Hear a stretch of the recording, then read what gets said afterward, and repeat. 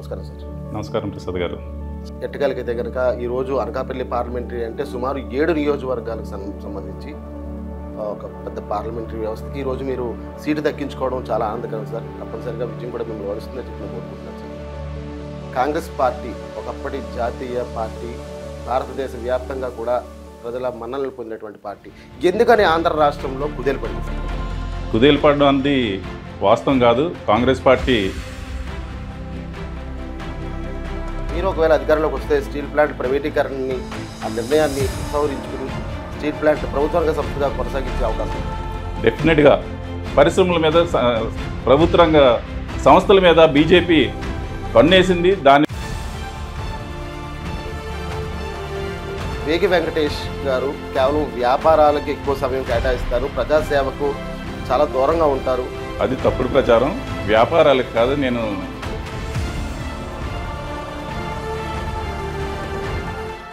AM PM ప్రత్యేక కార్యక్రమానికి స్వాగతం. నా పేరు ప్రసాద్ ఉర్వి. ఈరోజు మన అతిథి ప్రముఖ వ్యాపారవేత్త, కాంగ్రెస్ పార్టీ సీనియర్ నాయకులు, ప్రస్తుత అనకాపల్లి పార్లమెంటరీ కాంగ్రెస్ పార్టీ అభ్యర్థి వేగి వెంకటేష్ గారు. నమస్కారం సార్. నమస్కారం ప్రసాద్ గారు. చాలా కాంగ్రెస్ పార్టీలో మిమ్మల్ని సుదీర్ఘకాలం నుంచి కూడా చూస్తూ వస్తున్నాను. ఎట్టగలిగితే కనుక ఈరోజు అనకాపల్లి పార్లమెంటరీ అంటే సుమారు 7 నియోజకవర్గాలకు సంబంధించి ఒక పెద్ద పార్లమెంటరీ వ్యవస్థకి ఈరోజు మీరు సీటు దక్కించుకోవడం చాలా ఆనందకరం సార్. తప్పనిసరిగా విజయం కూడా మిమ్మల్ని వరుస్తుందని చెప్పి నేను కోరుకుంటున్నాను సార్. చూద్దాం, కాంగ్రెస్ పార్టీకి సంబంధించి కొన్ని విషయాలు మీతో డిస్కస్ చేయాలనుకుంటున్నాను సార్. కాంగ్రెస్ పార్టీ ఒకప్పటి జాతీయ పార్టీ, భారతదేశ వ్యాప్తంగా కూడా ప్రజల మన్ననలు పొందినటువంటి పార్టీ ఎందుకని ఆంధ్ర రాష్ట్రంలో కుదేలుపడింది సార్? కాంగ్రెస్ పార్టీ ఒక మహాసముద్రం. కాంగ్రెస్ పార్టీ కుదేలుపడడం అనేది వాస్తవం కాదు. కాంగ్రెస్ పార్టీ ఒక ఉప్పెనలా ఎప్పుడు పైకి వస్తుంటుంది. విభజన తర్వాత ఆంధ్ర రాష్ట్రంలోని కాంగ్రెస్ పార్టీని తప్పుబట్టి ఇటు టీడీపీ కానీ అటు వైఎస్ఆర్సీపీ కానీ ఎంతో లాభపడారు. కానీ కాంగ్రెస్ పార్టీ ఉప్పెనలాగా వస్తుందని మీకు తెలియజేస్తున్నా.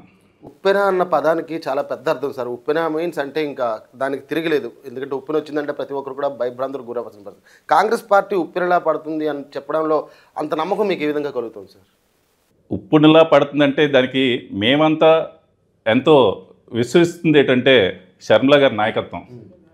షర్మిల గారు కాంగ్రెస్ పార్టీలోకి వచ్చిన తర్వాత ఆవిడ చేసే పోరాట స్ఫూర్తి చూస్తుంటే మా అందరికీ ఎంతో ఆత్మవిశ్వాసం పెరుగుతుంది. ఎంతో ఉత్సాహంగా పనిచేయాలని చెప్పి మాకు ఎంతో దృఢ సంకల్పంతో మేము ముందుకొచ్చి ఇప్పుడు పనిచేయడం జరుగుతుంది.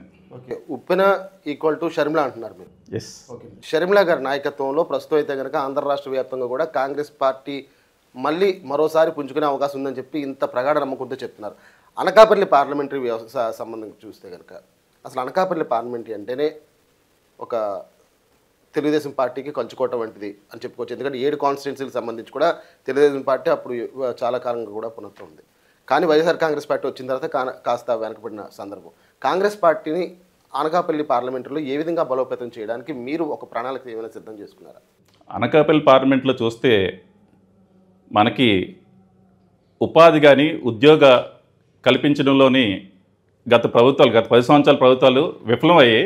కాంగ్రెస్ పార్టీ వచ్చి ఉపాధి అలాగే ఉద్యోగ కల్పిస్తుందని చెప్పి మీ అందరూ తెలియజేస్తూ మెరుగైన వైద్య విద్యా అవకాశాలు కూడా కల్పిస్తామని మేము తెలియజేస్తూ అనకాపల్లి నూతనంగా ఏర్పడిన జిల్లా కాబట్టి అనకాపల్లిలోని ఒక గవర్నమెంట్ మెడికల్ కాలేజ్ ఒకటి స్థాపించాలని మేము మేనిఫెస్టోలోని చేర్పించాలని అనుకుంటున్నాం. ఇంకా చాలా వరకు కూడా ప్రజా సమస్యలు ఇటు రైతాంగం కావచ్చు, లేదంటే విద్యార్థి వ్యవస్థ కావచ్చు, లేదంటే యువత కూడా చాలా వరకు ఇబ్బందులు పడుతున్న నేపథ్యం ఉంది. వీళ్ళందరికీ కూడా మీరు కాంగ్రెస్ పార్టీ తరఫున ఎటువంటి భరోసా ఇస్తారు సార్? కాంగ్రెస్ పార్టీ ఉన్నప్పుడే మీరు చూస్తే అక్కడ అక్షతాపంలో ఎస్సీజెడ్ కానీ ఇక్కడ ఫార్మాసిటీ కానీ కాంగ్రెస్ ఆయనలోనే వచ్చాయి. అప్పుడు ఉద్యోగ ఉపాధి అవకాశాలు బాగా మెరుగుపడ్డాయి. అలాగే ఇప్పుడు మా ప్రభుత్వం వచ్చిన తర్వాత మేనిఫెస్టోలో జతకి వచ్చింది ఏంటంటే ఒక గ్యారంటీ 30 లక్షల ఉద్యోగాలు, సంవత్సరానికి 30 లక్షల ఉద్యోగాలు మేము ఇస్తామని హామీ ఇస్తూ ఇది మేనిఫెస్టోలో చేర్పించడం జరుగుతుంది. కేంద్రంలో ఉన్నది బీజేపీ. అనకాపల్లి రీజన్లో ఎక్కడ ఒక పరిశ్రమ కానీ ఒక ప్రాజెక్ట్ కానీ తెచ్చిన దాఖలాలు లేవు. ఉన్న పరిశ్రమలు తీసుకెళ్ళిపోదాం అని చెప్పి స్టీల్ ప్లాంట్ చూస్తుంటే ఉన్న పరిశ్రమ తీసుకోలేవు. ఉద్యోగ ఉపాధి అవకాశాలు మొత్తం తీసేయాలని చెప్పి బీజేపీ చూస్తుంటే దానికి ఇటు వైఎస్ఆర్సీపీ కానీ తెలుగుదేశం కానీ బీజేపీకి మద్దతు తెలుపుతూ వాళ్ళ వెనకాల జై కొడుతూ వెళ్తున్నారు. దాన్ని బట్టి చూస్తే కాంగ్రెస్ పార్టీని ప్రజలు విశ్వసిస్తున్నారు, ఇప్పుడు నమ్ముతున్నారు. కాంగ్రెస్ పార్టీ తప్పక విజయం చేకూరుతుందని మీకు తెలియజేస్తున్నాం. మీరు ఒకవేళ అధికారంలోకి వస్తే స్టీల్ ప్లాంట్ ప్రైవేటీకరణని ఆ నిర్ణయాన్ని ఉపసంహరించుకుని స్టీల్ ప్లాంట్ ప్రభుత్వ రంగ సంస్థగా కొనసాగించే అవకాశం ఉందా? డెఫినెట్గా రాహుల్ గాంధీ గారు భారత్ జోడో యాత్రలోని స్టీల్ ప్లాంట్ ఏదైతే పోరాట కమిటీ వెళ్ళి కలిసినప్పుడు చెప్పారు, పరిశ్రమల మీద ప్రభుత్వ రంగ సంస్థల మీద బీజేపీ కన్నేసింది, దాన్ని రాహుల్ గాంధీ గారు అన్నీ ఆపుతానని చెప్పి అప్పుడు భారత్ జోడో యాత్రలో మాట్లాడడం జరిగింది. మా విధంగా చూస్తే స్టీల్ ప్లాంట్ ప్రైవేటీకరణ అనౌన్స్ చేసింది 6 ఫిబ్రవరి 2021ని. కాంగ్రెస్ పార్టీ తరఫున నేను, యువజన కాంగ్రెస్ నాయకులు రామారావు గారు ఇద్దరం వెళ్ళి మొదటగా అక్కడ టెంట్ వేసి నిరసన తెలియజేసింది మేమే.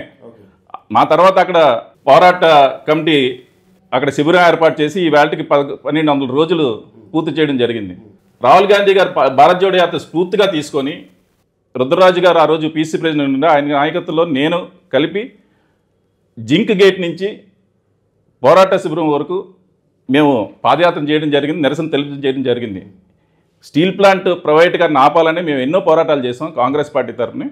డెఫినెట్గా స్టీల్ ప్లాంట్ ప్రైవేటీకరణ జరగనందుకు కానీ, అటు గంగవరం పోర్టు వెళ్ళిపోయింది, దాన్ని కూడా స్టీల్ ప్లాంట్కి మళ్ళీ తిరిగి రాని కానీ కాంగ్రెస్ పార్టీ డెఫినెట్గా దాని మీద ఉద్దేశంతో ఉంటుందని తెలియజేస్తుంది. సార్, అసలు మీరు కాంగ్రెస్ పార్టీకి సంబంధించి ఇంత విశ్లేషణ చెప్తున్నారు కాబట్టి కాంగ్రెస్ పార్టీలో మీరు ఎప్పుడు చేరారు, ఎందుకని కాంగ్రెస్ పార్టీలో చేరారు సార్? ముందైతే మాది ముందు నుంచి కాంగ్రెస్ ఫ్యామిలీ అండి. మా నాన్నగారు కాంగ్రెస్ పార్టీలోని అనేక పదవుల్లోని కాంగ్రెస్ పార్టీలు సేవలు అందించారు. నా ఊరు చూస్తే రాహుల్ గాంధీ గారు విజన్ నాకు నచ్చి 2008లోని రాహుల్ గాంధీ గారు యువజన కాంగ్రెస్కి ఒక ఇంటర్నల్ డెమోక్రసీ తేవాలని చెప్పి యువజన కాంగ్రెస్ ఎన్నికలు ఆయన ప్రారంభించినాడు. మొదటి టీంలో నేను కూడా ఒకన్నాయి. తమిళనాడులోని 2009 ఆగస్టులోని తమిళనాడు వెల్లూరు అనే జిల్లాకి నేను ఇన్ఛార్జ్గా వెళ్ళడం జరిగింది ఎన్నికల అధికారిగా. అలాగే వివిధ రాష్ట్రాల్లోని యూత్ కాంగ్రెస్ ఎన్నికల్లోని నాయకులు తయారు చేయడంలో నేను ముఖ్య పాత్ర పోషించడం జరిగింది. 2009 నుంచి కూడా మీరు ఎటువంటి పదవులు చేపట్టారు సార్ కాంగ్రెస్ పార్టీ? యువజన కాంగ్రెస్ ఎన్నికల అధికారిగా నా ప్రయాణం మొదలుపెట్టి అక్కడి నుంచి ఏఐసిసి మెంబర్గా, తర్వాత పిసిసి మెంబర్గా, ఇప్పుడు ఆంధ్ర రాష్ట్ర కాంగ్రెస్ పార్టీలోని ఉపాధ్యక్షులుగా ఇప్పుడు నేను ఉన్నాను. ఓకే, 2009 నుంచి కూడా మీ కాంగ్రెస్ పార్టీ ప్రయాణం కొనసాగుతూ వస్తుంది. మధ్యలో ఎప్పుడు కూడా నాకు పలానా సీటు కావాలి, లేదంటే పలానా చోట నేను పోటీ చేస్తానని అభ్యర్థన ఎప్పుడైనా కాంగ్రెస్ పార్టీ అధిష్టానం ముందు ఎప్పుడైనా పెట్టారా? నేను ఇప్పుడు నాకు సీటు కావాలి, నాకు పదవి కావాలని ఎప్పుడు లేదు. కాంగ్రెస్ పార్టీ పనిచేస్తున్నాను. కాంగ్రెస్ పార్టీ ఎప్పుడు నాకే కాదు, పనిచేసిన ప్రతి ఒక్కరిని గుర్తించే పార్టీ ఏదైనా ఈ దేశంలో ఉందంటే అది కాంగ్రెస్ పార్టీయే. కాంగ్రెస్ పార్టీ నన్ను గుర్తించి నాకు అనేక పదవుల్లో నాకు ఇవ్వడం జరిగింది. అలాగే నాకు 2019లోని విశాఖ నార్త్ సీటు నాకు ఆఫర్ చేయడం జరిగింది. అప్పుడు నేను కాంగ్రెస్ పార్టీకి పనిచేస్తానని చెప్పి నేను పోటీ చేయలేదు. ఇప్పుడు అధిష్టానం నాకు ఈ అవకాశం ఇస్తే డెఫినెట్గా అక్కడ అనకాపల్లి పార్లమెంట్ పరిధిలో నేను సేవ చేసుకున్నందుకు సిద్ధంగా ఉన్నాను. సార్, అనకాపల్లి పార్లమెంట్ అంటే మీకు అంటే బేసికల్గా ఇటు సామాజిక వర్గం కూడా, మీ సామాజిక వర్గం పీపుల్ కూడా చాలామంది అక్కడ ఉన్నారు. ఆ ధైర్యం ఏమైనా ఉందా మీకు?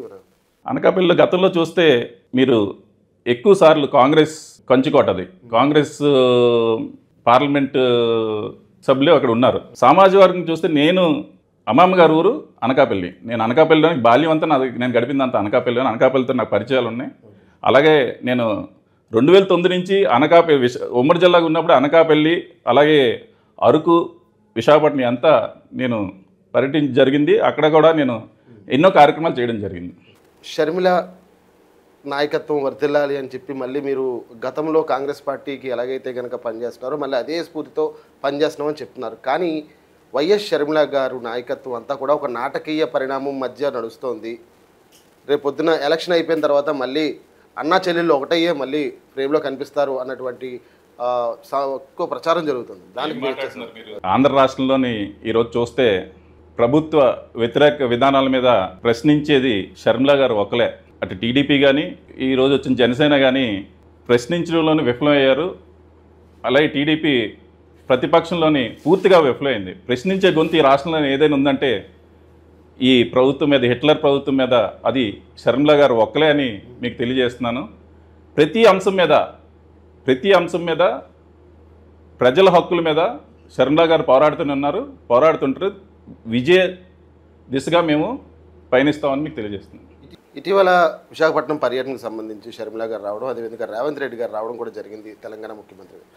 ఈ సందర్భంలో ప్రజాదరణ ఏ విధంగా ఉందని మీరు అనుకుంటున్నారు? రేవంత్ రెడ్డి గారు ఇక్కడ స్టీల్ ప్లాంట్ ప్రైవేటీకరణ నిలుపుదలకి వచ్చినప్పుడు కాంగ్రెస్ కార్యకర్తల్లోనే కాదు, ఆంధ్ర రాష్ట్ర ప్రజానికానికి కానీ, అటు స్టీల్ ప్లాంట్ ఉద్యోగులు కానీ ఎంతో ఉత్సాహం.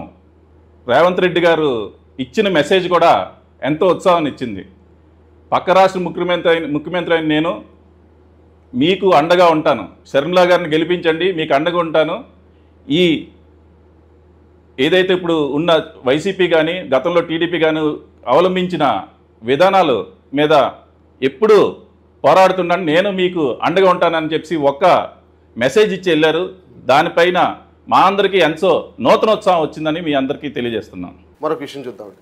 మీ వేగి వెంకటేష్ గారు కేవలం వ్యాపారాలకి ఎక్కువ సమయం కేటాయిస్తారు, ప్రజాసేవకు చాలా దూరంగా ఉంటారు, ఎక్కువ మీడియాకు కూడా అందుబాటులో ఉండరు అన్నటువంటి కూడా ప్రచారం జరుగుతుంది. అందరికి తెలిసిన విషయమే సార్. యాక్చువల్గా మీరేమంటారు? అది తప్పుడు ప్రచారం.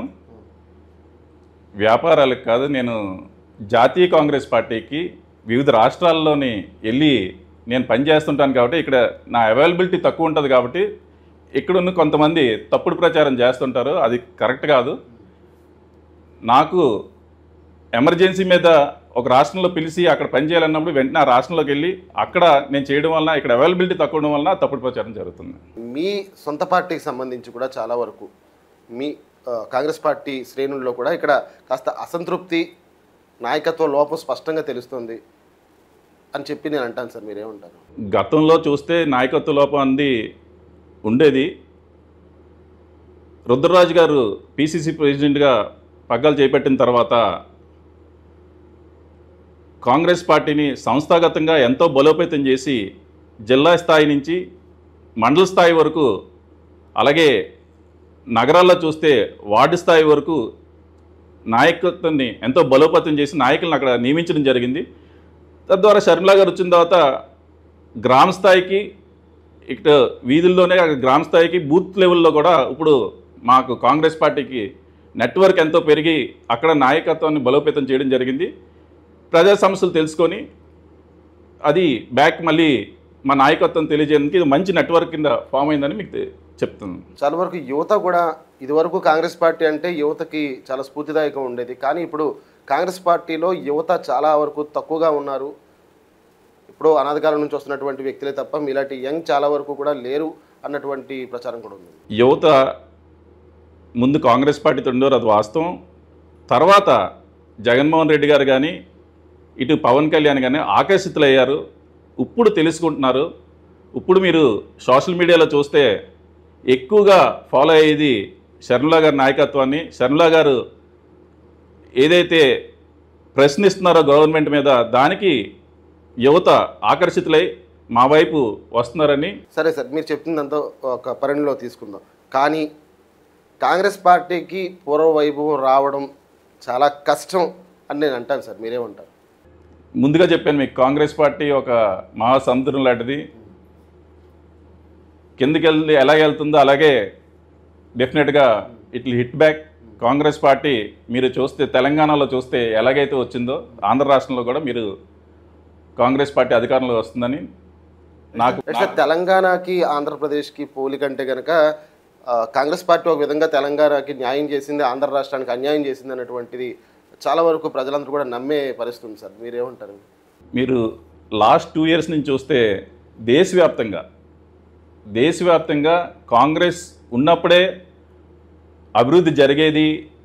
దేశాన్ని ఒక అగ్రగామిగా తీసుకెళ్లే దిశగా కాంగ్రెస్ పార్టీ పనిచేస్తుందని దేశ ప్రజలంతా నమ్మారు. కాబట్టి అక్కడ కర్ణాటకలో కానీ, ఇక్కడ తెలంగాణలో కానీ, అక్కడ హిమాచల్ ప్రదేశ్లో కానీ మాకు అధికారం ఇవ్వడం జరిగింది. అలాగే రేపు ఉదయం వచ్చే ఎన్నికల్లోని యువత కానీ, రైతు కానీ ప్రతి ఒక్కరూ కాంగ్రెస్ పార్టీకి ఓటు వేసి కాంగ్రెస్ పార్టీని గెలిపిస్తారని మాకెంతో విశ్వనీయత ఉన్నదని అనుకుంటున్నాను. రైట్ సార్, మీ మేనిఫెస్టో ఏమైనా ఉందా సార్? అంటే మీ పార్టీ మేనిఫెస్టో కావచ్చు, లేదంటే మీ అనకాపల్లి పార్లమెంటరీ ప్రజలకు ఏమైనా ఒక మేనిఫెస్టో ద్వారా మీ సందేశం ఇద్దాం అనుకుంటున్నారా? కాంగ్రెస్ పార్టీ 5 గ్యారంటీల మీద ఈ ఎలక్షన్కి వెళ్తుంది.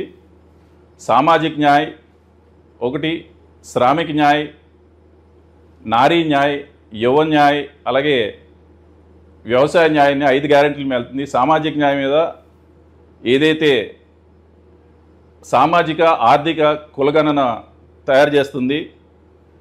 అలాగే యువతకు చూస్తే సంవత్సరానికి 30 లక్షల ఉద్యోగాలు ఇస్తుందని హామీ, అలాగే 5,000 కోట్లు స్టార్టప్ ఫండ్ ఒకటి ఇస్తుంది, అదొక హామీ. ప్రతి యువకుడికి ఏదైతే విద్యార్థులకి 25 సంవత్సరాల్లో విద్యార్థులకి డిగ్రీ డిప్లొమా కంప్లీట్ చేసిన వాళ్ళకి మొదటే ఉద్యోగం, సంవత్సరానికి ₹1,00,000 వాళ్ళకి స్టైఫండ్గా, ఇదొక హామీ. వ్యవసాయ హామీకి వచ్చినప్పటికీ ఏదైతే మనకి మినిమం సపోర్ట్ ప్రైస్ ఇస్తూ ఏదైతే వాళ్ళు దాని మీద పంట మీద ఇన్వెస్ట్ చేశారో వాళ్ళు ఇన్వెస్ట్మెంట్ కాకుండా దాని మీద అధికంగా ఒక 50% వాళ్ళకి గ్యారెంటీ ఇవ్వాలని ఒక హామీతోటి, అలాగే మనకి బీమా, పంట బీమా హామీ ఒకటి ఇస్తుంది. రుణమాఫీ, గతంలో రుణమాఫీ ఈ దేశంలోని రైతుకి చేసినంత కాంగ్రెస్ పార్టీయే పూర్తిగా రుణమాఫీ చేసింది. అదే హామీతో మేము ఇప్పుడు వెళ్తున్నాం, రైతుకు రుణమాఫీ.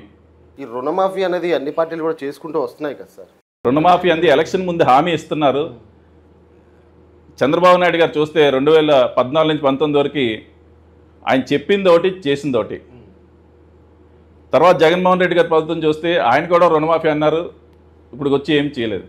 కాంగ్రెస్ పార్టీ ఏదైతే ఆ రోజు రాజశేఖర రెడ్డి గారి నాయకత్వంలో రుణమాఫీ అన్నాము, మన్మోహన్ సింగ్ గారు, రాహుల్ గాంధీ గారు కేంద్రంలో ఉన్నప్పుడు నాయకత్వంలో ఏదైతే రుణమాఫీ ఉన్నామో పూర్తి రుణమాఫీ చేసాం. అదే విధంగా మేము ఇక్కడ పూర్తి రుణమాఫీ హామీ ఇస్తున్నాం. ప్రభుత్వం వచ్చిన తర్వాత డెఫినెట్గా పూర్తి రుణమాఫీ చేస్తాం. అలాగే నారీ న్యాయం అని చెప్పి ప్రతి పేద కుటుంబంలోని ఒక మహిళకి సంవత్సరంకి ₹1,00,000, నెలకి ₹8,500 1వ తారీఖుని వాళ్ళ ఖాతాలో జమ అవుతుందనేది ఇదొక హామీ. డెఫినెట్గా ఈ అన్ని హామీలు మేము ప్రభుత్వం వచ్చిన తర్వాత నెరవేరుస్తామని.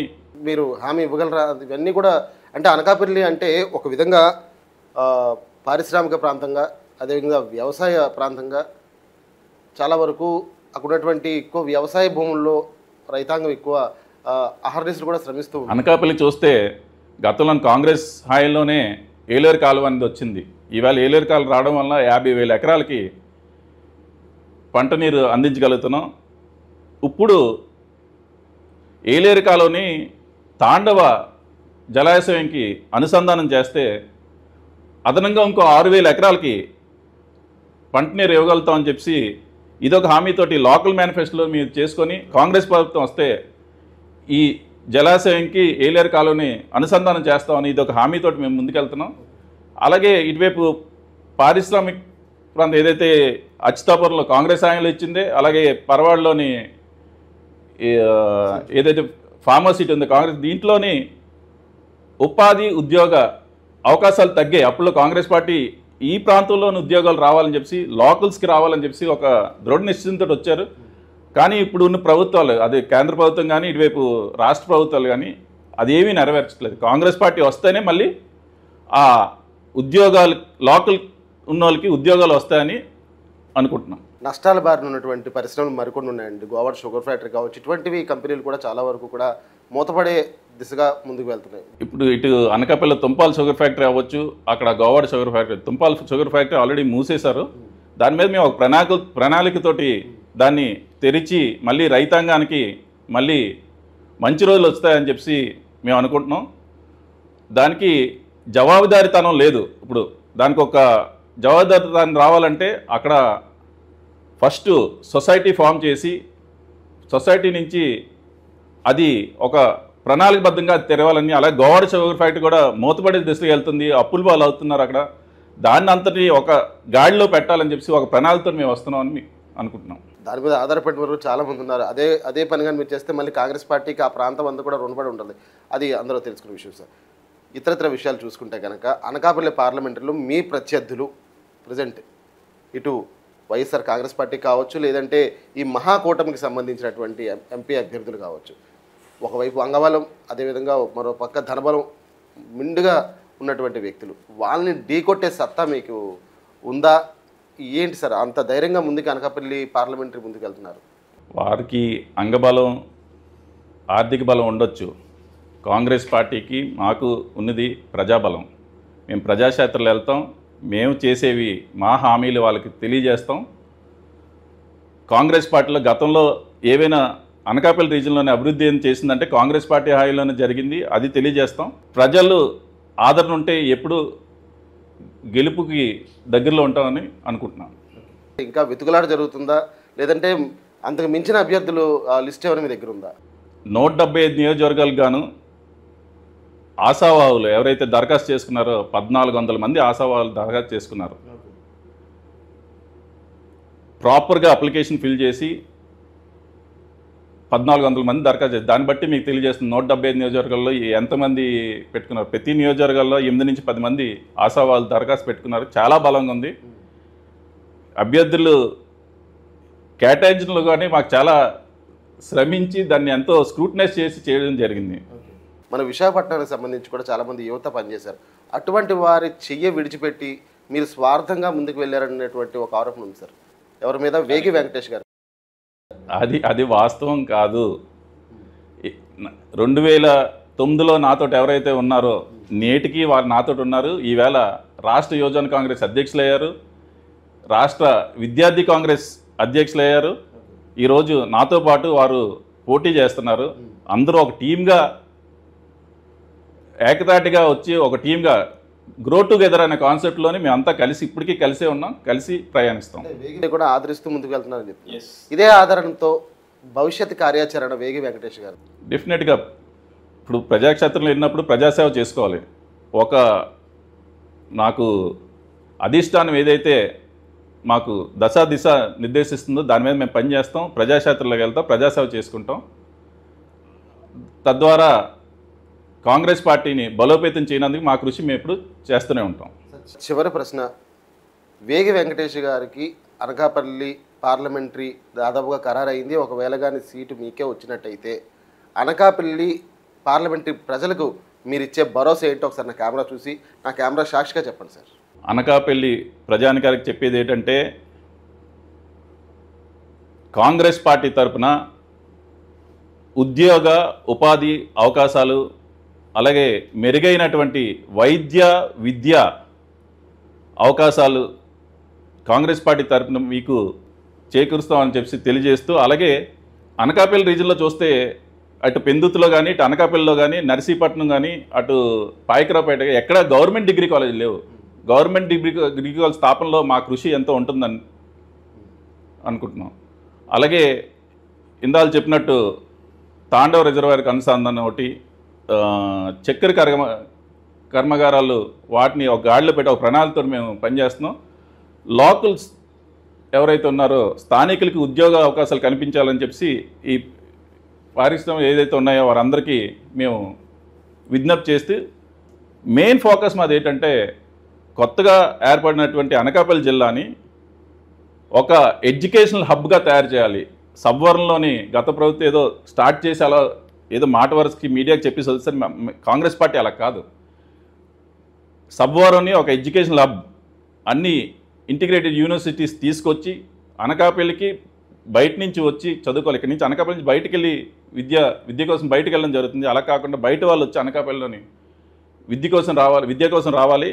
అలాగే ఎడ్యుకేషన్ హబ్ తయారు చేస్తామని మీకు హామీ ఇస్తున్నాం. Thank you so much sir వేగి వెంకటేష్ గారు. నిజంగా అంటే చాలా రోజుల నుంచి కూడా మేము ఇంటర్వ్యూ చేద్దాం అనుకున్నాను, కానీ సమయపాలన కానీ లేదంటే మీరు సిటీలో ఉండకపోవడం అంత జరుగుతుంది. ఏదైనప్పుడు కూడా అనకాపల్లి పార్లమెంటరీలో మళ్ళీ కాంగ్రెస్ పార్టీ జెండాను రెపరెపలాడించాలన్నటువంటి ఒక దృఢ సంకల్పంతో మీరు ముందుకు వెళ్తున్నారు. మీతో పాటు మిమ్మల్ని నమ్ముకున్న వ్యక్తులను కూడా ముందుకు తీసుకెళ్తున్నందుకు నిజంగా అభినందిస్తూ thank you so much sir. ఇది కాంగ్రెస్ పార్టీ బలోపేతానికి సంబంధించి వేగి వెంకటేష్ గారి అంతరంగం. అదేవిధంగా అనకాపల్లి పార్లమెంటరీ వ్యవస్థలో పూర్తిగా కాంగ్రెస్ పార్టీ జెండాను రెపరెపలాడిస్తాను, అదేవిధంగా తనను నమ్ముకున్న వ్యక్తులందరినీ కూడా తన వెన్నంటే ఉండి వాళ్ళని కూడా గెలిపించుకుని తీరుతానని చెప్పి వేగి వెంకటేష్ గారు తన అభిప్రాయాన్ని వ్యక్తం చేస్తున్నారు. అదేవిధంగా గెలుపు ధీమాను కూడా వ్యక్తం చేస్తున్న పరిస్థితి. ఇది వేగి వెంకటేష్ గారి అంతరంగం. మరో అతిథితో మళ్ళీ మీ ముందు ఉంటాను. అంతవరకు సెలవు. నమస్కారం.